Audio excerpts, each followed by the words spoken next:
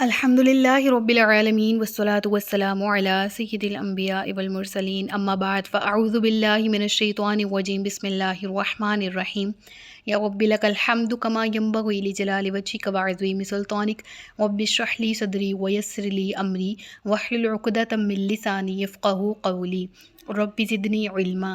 السلام علیکم ورحمۃ اللہ وبرکاتہ۔ پارہ نمبر 23، سورۃ الصاد، اردو ترجمہ اور تفسیر۔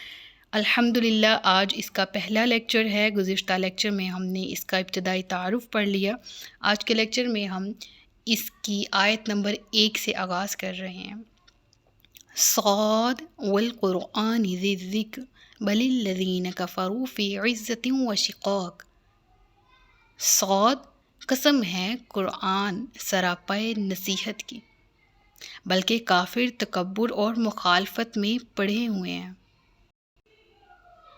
یہاں پر سب سے پہلے قسم کھائی گئی، واو قسمیہ ہے یہاں پر، والقرآنی، قسم ہے قرآن کی، ذی ذکر، جو نصیحت والا ہے۔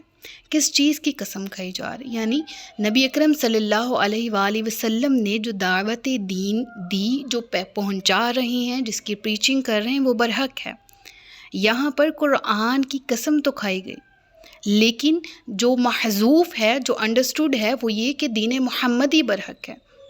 جواب قسم کے بارے میں اور بھی بہت سے اقوال ہیں، یعنی یہاں قسم تو کھائی گئی، کس بات پر کھائی گئی، لیکن اول قول یہی ہے، قول اولا یہی ہے کہ یہاں اس بات پر قسم کھائی جا رہی ہے کہ نبی اکرم صلی اللہ علیہ وآلہ وسلم جس دین کی تبلیغ کر رہے ہیں وہ دین حق ہے، جس طرح سے تبلیغ کر رہے ہیں وہ طریقہ برحق ہے۔ نبی اکرم صلی اللہ علیہ وآلہ وسلم نبی ہیں تو نبی برحق ہیں۔ بل الذین کفروا فی عزۃ وشقاق، آگے ذکر ہوا کہ اگرچہ اسلام کی حقانیت اور دعوت محمدی کی صداقت روز روشن کی طرح واضح ہے، لیکن یہ کفار اس کو اپنے غرور اور عناد کی وجہ سے تسلیم ہی نہیں کرتے۔ ان کی یہ کوشش ہے کہ یہ اسلام کے راہوں میں رورے اٹکاتے رہیں۔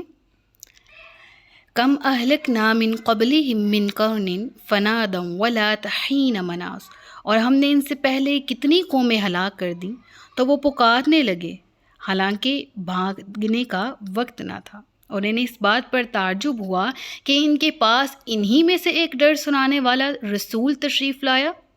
اور کافروں نے کہا، یہ جادوگر ہے، بڑا جھوٹا ہے، کیا اس نے بہت سارے خداؤں کو ایک خدا کر دیا؟ بے شک یہ ضرور بڑی تعجب والی عجیب بات ہے۔ کفاروں کو کس چیز نے اس طرح سے سوچنے پر ان کے سامنے یہ راہیں کھولی کہ نبی اکرم صلی اللہ علیہ وآلہ وسلم پر بہتان لگائیں جادوگر ہونے کا؟ دیکھیں، نبی اکرم صلی اللہ علیہ وآلہ وسلم جب آپ نے اعلان نبوت کیا ہے ایٹ دی ایج آف 40، اس سے پہلے آپ کی عادت تھی کہ آپ غار حرا میں جاتے، وہاں پر رہتے اور وہاں پر اکیلے عبادت کرتے رب العالمین کی، جسے تحنث کہا گیا احادیث میں، اور کئی دن وہیں پر رہتے۔ جناب حضرت خدیجہ رضی اللہ تعالیٰ عنہ آپ کے لیے وہاں کھانا بھیج دیا کرتی اور آپ وہاں پر رہتے، کافی دنوں بعد واپس آتے اور پھر چلے جاتے۔ ایسے میں پہلی وحی کا آغاز ہوتا ہے تو وہ بھی غار حرا میں، اور آپ وحی لے کر قوم کی طرف واپس لوٹتے ہیں، اور دین اسلام کا ایک نظریہ جو اصل دین ہے اس کو، جو کہ خلط ملط ہو چکا تھا عرب کے درمیان، سب کے سامنے رکھتے ہیں، نظریہ توحید رکھتے ہیں۔ اب ایسے میں وہ لوگ جو کہ ایک سے زیادہ خداؤں کی پرستش کرنے کے عادی ہیں، جس میں لات ہے، عزا ہے، منات ہے، بہت بڑے بڑے بت، جو کہ کچھ کعبہ میں 365 بت تو کعبہ کے اندر، ایک کعبہ کی چھت پر، اس سمیت دیگر کئی راستوں میں، ایک راستہ سفر کے لیے، تجارت کے لیے بڑا مشہور تھا، وہاں پر ایک بہت بڑا بت تھا لات نامی، اور وہاں پر موجود رہتا، اور وہ بت وہاں ہوتا، اور یہ آتے جاتے سفر کے دوران اس کی پوجا کرتے۔ الغرض یہ کہ ہر کام کے لیے ان کے لیے الگ بت انہوں نے مختص کر رکھے تھے۔ کچھ بت کو اپنے ساتھ پاکٹس میں رکھتے تھے، سفر کے دوران کشتی میں جب سوار ہوتے تو ان کی عبادت کرتے، ان کی پوجا کرتے کہ یہ ہمیں سیفلی دوسرے کنارے تک لے جائیں گے۔ الغرض یہ کہ انہوں نے ہر کام کے لیے الگ الگ بتوں کو خاص کر رکھا تھا۔ اب ایسے میں جب نبی اکرم صلی اللہ علیہ وآلہ وسلم کے حالات ان کے سامنے تھے تو انہوں نے کہا کہ یہ تو جادوگر ہے، اس پر تو سایہ ہو چکا ہے، اعوذ باللہ، یہ تو غاروں میں تنہا رہتا تھا، شاید تبھی وہاں پر کچھ ہو گیا ہو اسے، اور اس کے نتیجے میں یہ اس طرح کی باتیں کرنے لگا ہے۔ اور وہ باتیں کیا ہیں؟ ہمارے اتنے سارے خداؤں کو ایک خدا کہہ رہا ہے۔ مراد کیا ہے کہ ہمارے سارے بناوٹی خداؤں کو یہ چھوڑ کر کہہ رہا ہے خدا ایک ہے اور وہ اللہ ہے، اور اس ایک اللہ کی عبادت کرو۔ اللہ فرماتا ہے کہ یہ تو تعجب میں پڑے ہوئے ہیں۔ ان ھذا لشیء عجاب، وہ کہتے ہیں کہ بے شک تو یہ بہت عجیب سی بات ہے۔ اور ان میں سے جو سردار تھے وہ یہ کہتے ہوئے چل پڑے کہ اے لوگو، تم بھی چلے جاؤ، اپنے معبودوں پر ڈٹے رہو، بے شک اس بات میں اس کی کوئی غرض ہے، ہم نے یہ بات پچھلے دین میں بھی نہیں سنی، یہ صرف خود بنائی ہوئی جھوٹی بات ہے۔ اب یہاں پر اس تفسیر کو سمجھنے کے لیے اگر ہم نے انٹروڈکشن میں وہ واقعہ پڑھا ہے کہ جب جناب ابو طالب کے پاس ابو جہل سمیت دیگر جو کفاران قریش ہیں وہ آتے ہیں اور وہ مختلف قسم کی پیشکش کرتے ہیں، اور ایٹ دی اینڈ جب وہ دیکھتے ہیں کہ نبی اکرم صلی اللہ علیہ وآلہ وسلم ماننے والے نہیں ہیں اور وہ ابھی بھی اپنی بات پر قائم ہے کہ میں دین حق کی پریچنگ کرتا رہوں گا، تو اب وہاں سے یہ کہتے ہوئے منتشر ہوتے ہیں کہ یہ شخص ماننے والوں میں سے نہیں ہے، لہٰذا اپنے دین پر ڈٹے رہو۔ یہ عجیب و غریب باتیں کرتا ہے، یہ تو خود بنائی ہوئی جھوٹی باتیں لے کر آیا۔ کیا ہمارے درمیان ان پر قرآن اتار دیا گیا؟ بلکہ وہ میری کتاب کے بارے میں شک میں ہیں، بلکہ ابھی انہوں نے میرا عذاب نہیں چکھا۔ کیا ان کے پاس تمہارے عزت والے بہت عطا فرمانے والے رب کی رحمت کے خزانے ہیں؟ یا کیا ان کے لیے آسمانوں اور زمین اور جو کچھ ان کے درمیان ہے سب کی سلطنت ہے؟ فَلْيَرْتَقُوا فِي الْأَسْبَابِ، پھر تو انہیں یہ چاہیے کہ رسیوں کے ذریعے چڑھ جائیں۔ یعنی ان آیات میں ان لوگوں کو جھڑکا جا رہا ہے اور ان کی سرزنش کی جا رہی ہے جو حضور علیہ الصلاۃ والسلام کی نبوت پر اعتراض کیا کرتے تھے۔ رب العالمین فرماتا ہے وہ ایسی باتیں اس لیے بنا رہے ہیں کہ ابھی انہوں نے ہمارے عذاب کا کوڑا نہیں چکھا، ان کی پشت پر نہیں لگا، اور جب وہ عذاب کا سامنا کریں گے تو خود بخود یہ تمام عقلیں درست ہو جائیں گی۔ یہ جو باتیں وہ میرے نبی کی طرف، اسلام کی حقانیت کی طرف غلط منسوب کرتے ہیں، وہ سب دودھ کا دودھ اور پانی کا پانی ہو جائے گا۔ کیا ان کے پاس کوئی کتاب اتری ہے جس کے یہ پیروکار ہیں، یا ان کے پاس کچھ خزانے ہیں جن کی شے پر یہ سب کچھ کر رہے ہیں؟ رحمت کے خزانوں کے تو مالک ہم ہیں، ان کو بانٹنے والے ہم ہیں، جس کو چاہیں جتنا چاہیں دیں، اور یہ تعجب کرتے ہیں کہ انہی میں سے رسول تشریف لے آیا، حالانکہ میں جس کو چاہوں، رب العالمین فرماتا ہے جب چاہوں جتنا چاہوں عطا کروں۔ اللہ فرماتا ہے جس وقت چاہیں ہم عطا فرمائیں، جس کو چاہیں دیں۔ یہ کون ہیں جو ہماری بخشش اور عطا پر اعتراض کرتے ہیں؟ یہ ہوتے کون ہیں اعتراض کرنے والے؟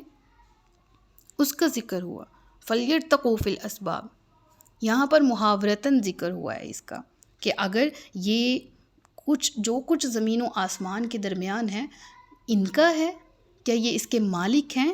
بالکل بھی نہیں، ہرگز نہیں۔ جند ما ہنالک مہزوم من الاحزاب، اللہ تبارک و تعالی فرماتا ہے یہ لشکروں میں سے ایک ذلیل لشکر ہے جسے یہاں شکست دے دی جائے گی۔ لشکروں میں سے ذلیل لشکر، یاد رہے کہ اس سے پہلے اللہ تبارک و تعالیٰ نے قرآن کریم میں جند لشکر کا ذکر جہاں پر استعمال ہوا نا حزب کا، وہاں پر اللہ نے گروہوں کو ایک کو منسوب کیا حزب اللہ اور ایک کو منسوب کیا حزب الشیطان۔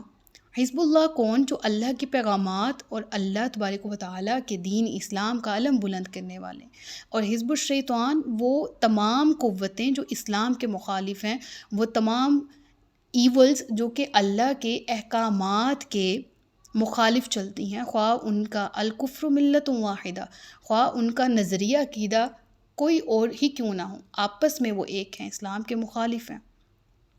تو اللہ تبارک و تعالیٰ فرماتا ہے یہ بھی ان لشکروں میں سے ایک ہے جو کہ ذلیل کیے ہوئے ہیں، اور ان کے اعمال کا وبال یہ چکھیں گے اور انہیں شکست دے دی جائے گی۔ الغرض یہ کہ یہ مکی دور کے سب سے نازک ترین حالات ہیں اور ان میں نوید سنائی جا رہی ہے۔ یہ قرآن کا معجزہ ہے کہ اس دور میں یہ نوید سنائی جا رہی ہے کہ دین اسلام برحق ہے اور عن قریب یہ شکست یافتہ لوگوں میں سے ہو جائیں گے۔ اور یہ اپنے آپ کو سمجھتے کیا ہیں؟ ان سے پہلے بڑی بڑی سرکش قومیں اور فرعون جیسے جابر اور طاقتور بادشاہ گزرے ہیں، جب انہوں نے ہماری نافرمانی کی تو ہم نے ان پر عذاب بھیج کر انہیں خاک سیاہ بنا دیا اور ان کا نام و نشان تک باقی نہ رہا۔ اللہ اکبر۔ اب یہاں پر ان کا ذکر ہے کذبت قبلہم قوم نوح وعاد وفرعون ذو الاوتاد، اور نوح کی قوم اور عاد اور میخوں والا فرعون ان سے پہلے جھٹلا چکے ہیں، اور ثمود اور لوط کی قوم اور ایکا نامی جنگل والے، مراد کون ہے یہاں پر؟ جناب شعیب علیہ الصلاۃ والسلام کی قوم۔ یہی گروہ ہیں، ان میں کوئی ایسا نہیں جس نے رسولوں کو نہ جھٹلایا ہو، تو میرا عذاب لازم ہو گیا۔ تو یہاں ان تمام قوموں کا مختصراً نام کے ساتھ ذکر ہے جن کی تباہی کا ذکر اب سے پہلے قرآن میں بہت سے مقامات پر ہو چکا ہے، اور یہاں مقام عبرت ہے، سمجھنے کی ضرورت ہے ان قوموں کا ذکر۔ اب یہاں فرعون کا ذکر ہوا، ذو الاوتاد، میخوں والا فرعون۔ بعض مفسرین کہتے ہیں ذو الاوتاد، اوتاد کا مادہ جو ہے وہ واو، تا اور دال ہے، یعنی اس کھونٹی کو کہا جاتا ہے میخیں کہ جس کے ساتھ خیموں کی رسیاں باندھی جاتی ہیں، اور اس نسبت سے اس مراد کو لیا جائے تو یہاں اس سے یا تو لشکر کی طرف اشارہ کرنا مقصود ہے کہ اس فرعون کا لشکر اتنا کثیر تھا کہ جہاں وہ پڑاؤ کرتا اس کے لیے خیمے نصب ہوتے، تو کہ ہر طرف وہ میخیں یعنی کھونٹیاں ہی کھونٹیاں نظر آنے لگتی جن کے ساتھ ان کے خیموں کی رسیاں باندھی گئی ہوتی تھیں۔ اور بعض مفسرین کہتے ہیں کہ یہاں پر اوتاد سے مراد فرعون کے استحکام، اس کی جو حکومت تھی اس کا استحکام اور اس کی پختگی کا ذکر مراد ہے۔ اور بعض نے فرعون کو ذو الاوتاد کہنے کی وجہ یہ بتائی ہے کہ اس کا دستور تھا کہ جب وہ کسی مجرم کو سزا دیتا تو زمین میں 4 میخیں گاڑ دیتا، یعنی اوتاد سے مراد وہی وتد، اور اس سے مراد کیا؟ میخیں یعنی کھونٹیاں وہ زمین میں گاڑ دیتا، پھر اس شخص کے ہاتھ پاؤں کو ان کھونٹیوں کے ساتھ مضبوطی سے باندھ دیتا، یہاں تک کہ وہ شخص تڑپ تڑپ کر جان دے دیتا۔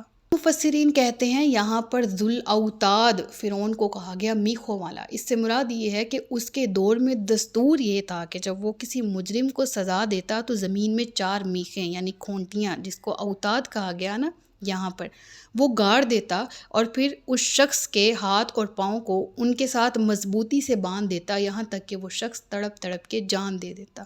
اور بعض مفسرین کہتے ہیں کہ کسی کو سزا دیتا تو اسے زمین پر لٹا کر اس کے ہاتھوں اور پاؤں میں میخیں ٹھونک دیتا تھا، اسی لیے یہاں پر فرعون کو ذو الاوتاد کہا گیا۔ تو ہمارے سامنے جو مختلف قول ہیں ان کی سمری رکھ دیتی ہوں میں دوبارہ سے۔